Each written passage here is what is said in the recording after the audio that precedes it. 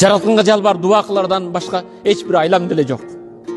Аллахым, ыйык жума күнүндө өзүңдүн үйүңө келип, жалбарып өзүңдөн суранарым, элимди, жеримди, мекенимдин жерин, элин, абасын, суусун, аксакалдарын, карыяларын, энелерди, апаларды өзүңө тапшырдым.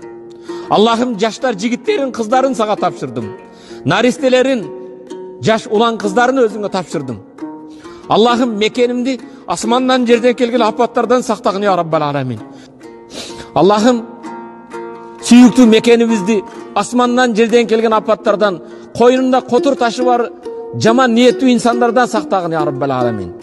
Аллахым, элибизди бөлүнүп жарылуудан сактагын. Аллахым, бизге ак жолду ак көрсөтүп, ак жолдо жүрүү насип эткин.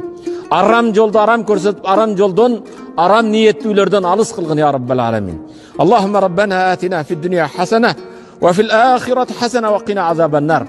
Аллахым, барыбызга бул дүйнөнүн жакшылык бергин, акыреттин жакшылык бергин. Кыяматта баарыбызды дозок отунан сактагын я Раббал аламин.